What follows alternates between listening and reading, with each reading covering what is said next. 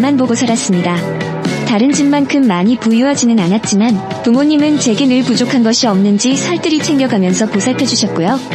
그리고 하나밖에 없는 오빠는 남 보기엔 잘난 건 없지만 여동생 일이라면 제일 먼저 달려오는 마음 좋고 든든한 최고의 오빠입니다. 그래서 전 세상이 다 이렇게 아름다운 줄로만 그리고 행복할 거라고만 생각했습니다.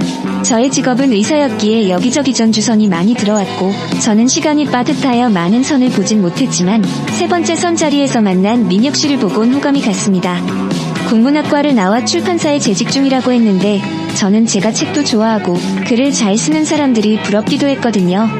민혁 씨도 제가 마음에 들었는지 우리는 서로 많은 이야기를 나누었습니다. 그리고 다음날 주말에 데이트하자고 연락이 왔길래 저는 주말 오후 늦게도 괜찮냐고 되물으니 좋다고 하기에 그날부터 저희의 진짜 데이트가 시작되었습니다. 많은 연인들이 그렇듯이 차도 마시고 쉬며 영화도 보고 야외로 산책도 하면서 계속적인 데이트가 이어졌고 민혁 씨가 제게 이젠 한 집에서 보고 싶다고 매력 없는 프로포즈를 했습니다. 그래서 그 뒤로 시어머니 되실 분을 만나게 되었습니다. 시엄마 아유 곱기도 하고 반듯하기도 해라. 내가 그렇게 우리 민혁이 사자 만들려고 공들였는데 아니 저 녀석이 글을 쓴다나 뭘 하나 해서 내가 그 고집을 못 꺾었는데 네가 내 소원을 들어주는구나. 어머 그러셨어요? 전 혹시 제가 내줘도 못하는 며느리 될까봐 불편해하시면 어쩌나 했어요. 어머니라 했니? 애구 부침성도 좋네. 네, 네가 괜찮다면 병원은 내가 차려주마. 어머니 저 아직 배울 게 많고 엄마랑 아빠가 도와주신다고 하셨어요. 아고 뭐 이렇게 잘 키워서 우리 집 주시는데 내가 그것까지 바라면 안 되지. 이렇게 저희는 양가의 축복 속에서 결혼을 하였습니다. 그리고 결혼 후 저는 개원했고 남편과의 합가 생활이 시작되었습니다. 그런데 신혼여행을 다녀온 남편은 점점 변해가는 듯 했습니다. 제가 워낙 퇴근 시간이 일정치가 않았지만 그렇다고 해도 너무 늦게만 들어오는 남편을 보고만 있을 수가 없었습니다. 오늘도 왜 이리 늦었어? 요즘 일이 많은가 봐? 피곤해. 남편은 피곤하다는 말만 입에 달고 살 뿐 눈도 안 마주치려 하였습니다. 그래서 남는 시간대에 친오빠에게 전화를 했습니다. 그리고 오빠는 아직 결혼에 관심이 없다면서 미혼이었습니다. 오빠, 요즘 민혁 씨가 많이 바쁜지 아님 나한테 화가 났는지 하여튼 좀 이상해. 그래서 걱정이야 라고 말을 꺼냈더니 야, 짜샤, 여자는 결혼하면서 우울증도 오는 경우가 있다며 남자도 미묘한 기분 그런 거 있다더라. 그러니까 얼른 족 하나 만들어. 이러면서 실없는 소리만 하는 겁니다. 오빤 창피하게 자꾸 왜 그래. 이렇게 저희 남매의 대화는 웃자고 하면서 마무리하곤 했습니다. 하지만 뭔가 어긋나고 있다는 느낌이 계속 들었습니다. 그래서 결국 저는 친오빠에게 진지하게 다시 하소연을 했습니다. 오빠, 아무래도 뭔가 있어. 나 미쳤다고 해도 좋으니까 오빠 도와줄 수 있어? 그래 수정아, 그럼 뭐든 말해. 오빠만 믿고. 오빠, 민혁 씨한테 여자가 있는 것 같아. 그것도 깊은 관계인 것 같구나. 이상한 직감이라는 거 있잖아. 그거 자꾸 느끼게 돼. 내가 뭘 해주면 되나? 오빠가 나랑 같이 민혁 씨 뒤에 밟아주면 안 될까? 오빤데 내가 안 해주면 누가 해주니? 그리고 저는 병원을 쉬는 날 지방으로 1박 2일 세미나를 간다고 했고 오빠는 열차를 냈습니다. 저희 둘은 남편의 퇴근 시간을 기다리며 남편 회사 지하주차장에서 남편이 나오길 기다렸습니다. 오후 6시 20분쯤 되니까 남편이 차에 타더니 이동을 시작하더군요. 오빠가 차로 조용히 따라붙었습니다. 퇴근 시간이라 차가 밀리긴 했지만 오빠의 운전 솜씨 덕분에 들키지 않고 따라갈 수가 있었습니다. 남편은 레스토랑에 들어갔고 저희는 그냥 레스토랑 근처의 편의점에서 도시락을 사다 먹으면서 남편이 나오기를 또 기다렸습니다. 1시간쯤 지났을 쯤 남편은 젊은 내 또래의 여자를 태우고는 아파트 건물로 들어갔습니다. 나는 엘리베이터 층수를 확인하고는 불이 켜지는 호수도 또 확인을 하였습니다. 저는 불법 침입이고 뭐고 다 필요 없었습니다. 온몸이 굳어오는 걸 느끼면서 내 목소리가 떨려왔지만 저는 오늘 끝장을 내야겠다는 생각으로 오빠에게 말했어요. 오빠, 따라 들어가 줄래? 너 정말 괜찮겠어? 오빠가 있잖아. 그리고 경찰에 전화를 걸었습니다. 아파트 동호회에 도둑이 들었다고요. 곧 경찰이 도착을 했고 그 문이 열리는 순간 오빠와 저는 안으로 들어갔습니다. 오빠는 남편을 보자마자 이성을 잃고 주먹을 휘둘렀고 저는 그 여자를 찾으러 방으로 들어갔습니다. 여자는 침대에서 놀라 이불로 온몸을 두르고 있더군요. 그리고 경찰들도 상황 파악이 되신 건지 도둑 신고하신 거 아니시죠? 저흰 그럼 가도 됩니까? 하고는 자리를 피해주셨습니다. 남편도 경찰에게 가시라고. 여긴 우리가 알아서 한다고 경찰들한테 가라고 했습니다. 저는 여자에게 소리쳤습니다. 야, 나오라고. 남편은 저를 따라 들어와서는 제 손목을 잡아 끌어내더니 여자가 있는 방문을 닫아버리곤 문 앞을 가로막더라고요. 이거였나? 당신 아내인 나보다 그 여자가 더 중요해? 헤어지자. 당신 한 번도 사랑한 적이 없어. 당신도 알고 있었잖아. 그럼 왜 나랑 결혼했어? 엄마가 원한 여잔 지연이가 아니라 당신이었으니까. 둘 다 가만 안 둘 거야. 특히 저 여자. 내가 이대로 가만히 있을 것 같아? 당신 정말 그 여자 다치는 건 보기 싫어. 그럼 당신이 선택해. 나야 그 여자야? 나도 내 인생에 오점 남기고 싶진 않지만 나 당신네 일가친척 모아놓고 너란 인간 이런 인간이라고 공개 발표할 생각이야. 내가 못할 것 같아. 날 감히 갖고 놀아? 우리 집을 개 무시해도 유분수지. 그래, 내가 졌다. 집에 가자. 방 안에서 그 여자가 남편 대답을 듣더니만 엉엉 울더라고요. 저는 괜찮다고 그리고 미안하고 고맙다고 하면서 오빠를 떠밀다시피 해서 보내고 남편의 차로 집에 왔습니다. 내일부터 회사도 나가지마. 회사 나간다는 핑계 대고 당신이 밖에서 또 무슨 짓을 하는지 알 수 없잖아. 남편은 제 말에 아무런 대답 없이 한숨만 쉬었습니다. 한 차례 폭풍우가 지나간 뒤 저는 일상으로 돌아왔습니다. 그런데 시어머니가 어떻게 하셨는지 시어머님 병원까지 찾아오셔서는 미안하다 수정아. 조금만 더 노력해주면 안 되겠니? 이 엄만, 이 어머님 영원히 네 편이다. 라고 많이 미안해하시면서 어쩔 줄 몰라 하셨습니다. 그래서 저도 잊으려고 많이 노력했습니다. 잠자리도 가져보려고 노력도 하고 저는 남편 선물까지 준비를 했고 오늘 우리 결혼 2주년이잖아. 그래서 새로 시작하자는 의미로 반지 새로 샀어. 손 줘봐. 싫어. 손 줘봐. 싫다니까. 하고는 또 자리를 피했습니다. 저는 생각했습니다. 그 여자가 근처에서 계속 맴도는 이상 남편은 흔들릴 거라는 걸요. 그래서 저는 여자를 찾아갔습니다. 물론 큰 돈도 챙겨갔습니다. 이 정도면 돈이면 지방에서 밥 먹고 살만할 거예요. 헤어질 수 있었음. 그때 어머님이 찾아오셨을 때 헤어졌겠죠. 나 그동안 민혁이 아이도 몇 번 가졌었고 태어나진 못했어도 낳았으면. 벌써 저는 탁자에 있던 물을 그 여자의 얼굴에 끼얹어 버렸습니다. 그런데 그녀는 예상했다는 듯 뻔뻔하게 손수건까지 꺼내 닦으면서 운명이에요. 우린 절대 끊어질 수 없는 끈으로 묶인 운명이요. 너 잘난 척하지 마. 그럴듯한 말로 포장한다고 더러운 일 사람이 아름답고 순수해 보일 것 같아. 흙탕물은 흙탕물일 뿐이야. 이렇게 소리치고 뛰쳐나온 저는 그 뒤로도 가진 노력을 다했지만 내가 아무리 발버둥을 쳐도 남편은 내게 빈 껍데기일 뿐이란 걸 알았어요. 그래서 저는 결국 여기서 끝내는 게 현명하다고 판단을 내렸습니다. 이혼 서류야. 절대 끊어질 수 없는 인연. 비참한 현실 앞에서 그 지고지순하고 순수하다는 일 사랑이 얼마나 오래가는지 볼게. 함께하는 동안 더러웠고 다신 보지 말자. 그리고 유책 배우자가 넌지는 알지? 나가. 당신 지금 입은 옷 그대로. 미안해. 당신 힘들게 해서. 그제서야 남편은 제게 미안하다고 하더군요. 저는 그렇게 이혼을 하였습니다. 그리고 2년쯤 후에 바에서 친구와 약속이 있어서 친구를 만나러 갔습니다. 주말이라 좋구나. 너랑 낮술도 다 하고. 근데 너 소식 들었어? 민혁씨 포장마차 한다더라. 사업한다고 이것저것 손댔는데 다 안 됐나봐. 민혁씨 사업하기엔 마음이 좀 여리잖아. 사업 미천 대주는 것도 한두 번이지 민혁씨 어머니도 더 이상은 못 도와주고 나가 떨어졌나봐. 저는 괜히 마음이 쓰이더라고요. 그래도 어쩌겠어요. 이미 끝난 인연인데. 그러던 어느 날 퇴근을 하는데 병원 문 앞에 민혁씨가 기다리고 있었습니다. 민혁씨 웬일이야? 그냥 생각나서 얼굴이나 한번 볼까 하고. 혹시 시간 되면 앞카페에서 술이나 한잔 해도 될까? 그래요. 오랜만에 한잔 하지 뭐. 나 요즘 일이 잘 안 풀리더라. 벌 받은 거지 뭐. 미안하다. 그랬구나. 한 잔 받아. 이렇게 한 잔 두 잔 하다 보니 취기가 올라왔습니다. 그리고 이렇게 눈앞에서 민혁씨를 다시 보고 있으니 제가 민혁씨를 좋아했었더라고요. 많이 헬스케진 모습이 안타깝기까지 했으니까요.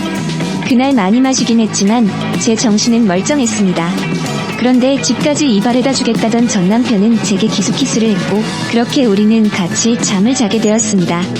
그리고 다시 재결합을 하였습니다.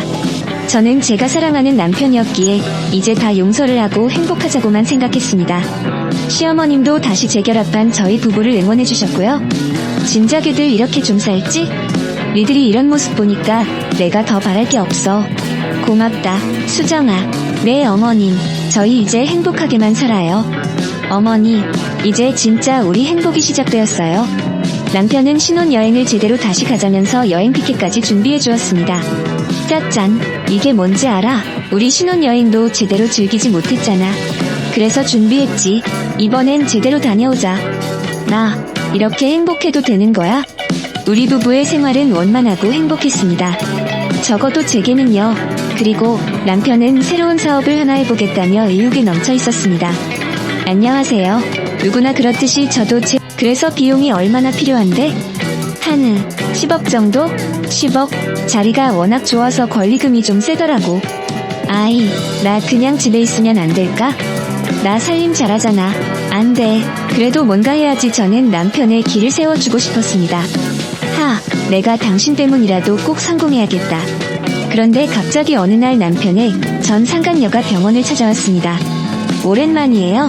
저는 병원에서 큰 소리가 날까봐 곧 점심시간이니까 앞카페에서 기다리세요. 그리고 카페로 갔습니다. 그녀는 많이 초조해 보였습니다. 이제 와서 무슨 할 얘기가 있죠? 진혁이가 사랑하는 사람은 나예요. 뜬금없이 지금 무슨 말을 하는 거예요? 진혁이가 왜 당신한테 돌아갔는지 알아? 당신 돈 때문이야. 당신이 불쌍해 보여서 그 말해주려고 왔어. 하고는 그 자리를 떠나버렸습니다.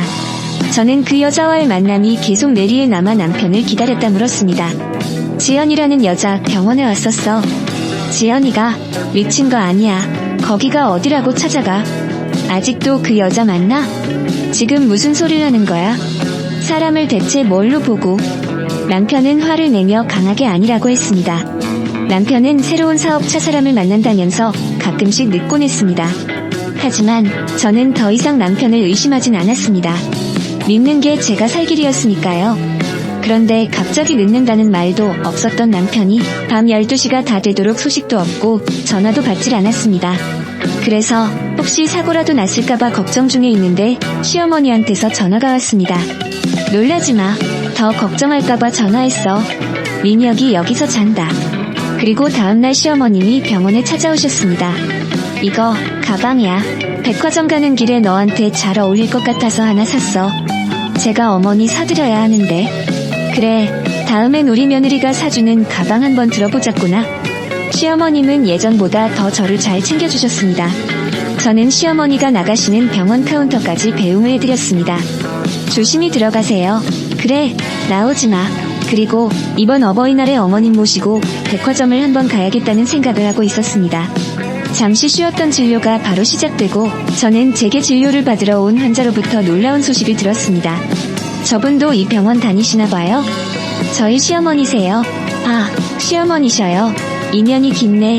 선생님 동서집도 내가 구해줬어. 동서요? 그래, 2달 전에 어머님이 며느리라면서 같이 우리 가게 들렸지 뭐야. 아파트 좀 알아봐 달라고. 저는 눈앞이 깜깜해졌습니다. 저는 그날 상간녀에게 전화를 걸었습니다. 오늘 좀 봐요. 오늘이요? 네, 할 말이 있어서요. 저는 남편을 불러 와인이랑 식사하고 들어가자고 졸랐습니다.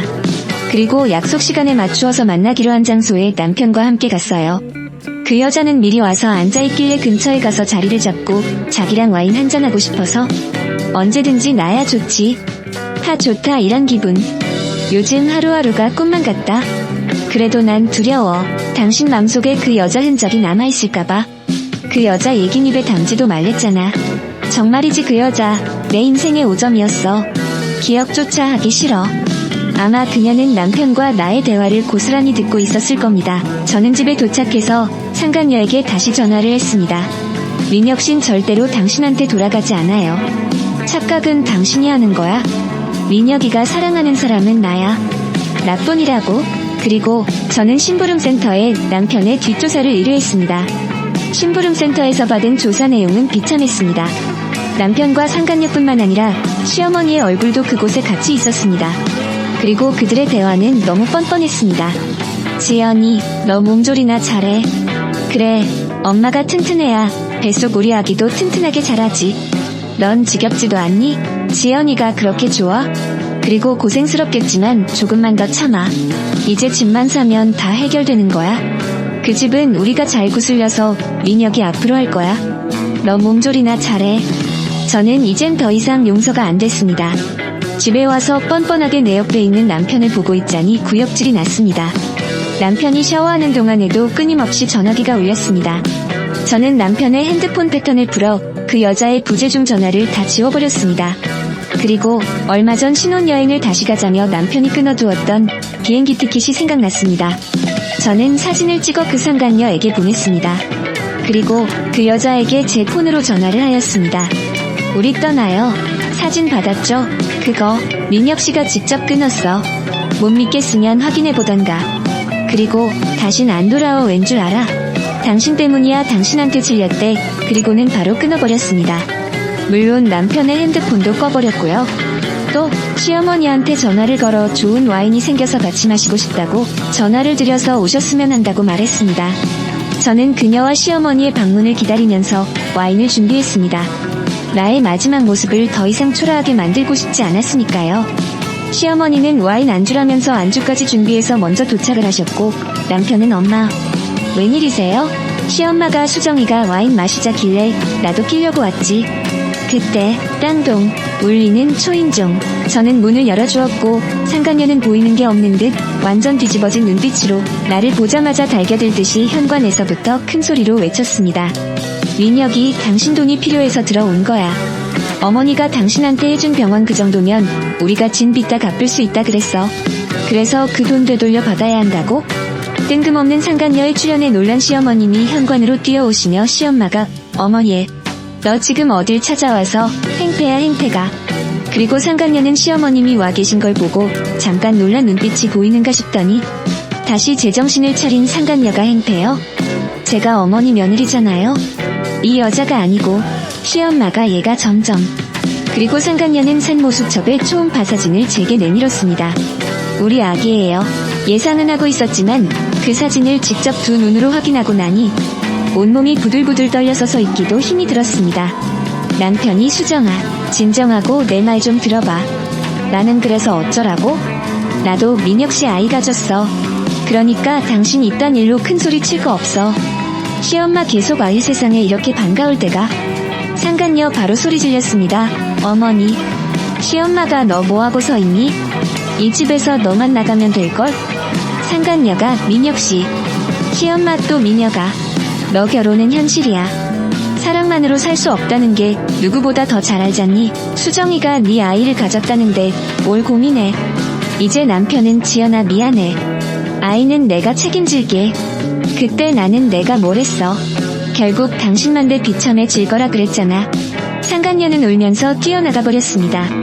그 이후 시엄마가 당장 수정아, 내가 다 얘기하마. 좀 앉아봐. 나씩 오시고 앉으실 필요 없어요.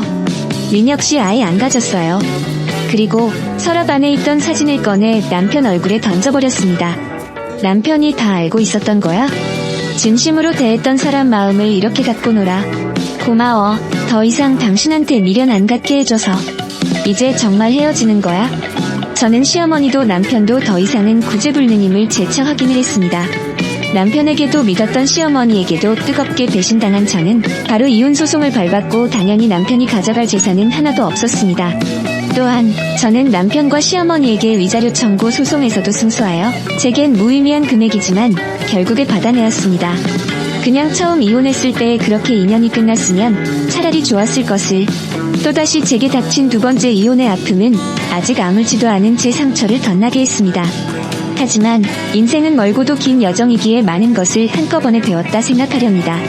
두 번의 이혼으로 마음이 많이 상하셨을 텐데도 같이 아파해주시고 그러면서도 이 딸의 사랑을 응원해주신 엄마 아빠께 죄송하고 감사하네요. 그리고 늘 제 편에서 다독여주고 저보다 더 많이 화내주던 우리 오빠 고맙고 사랑해. 나에게 사랑이 다시 찾아올지는 모르겠지만 저는 또 다른 사랑을 기다리겠지요. 그래서 비용이 얼마나 필요한데?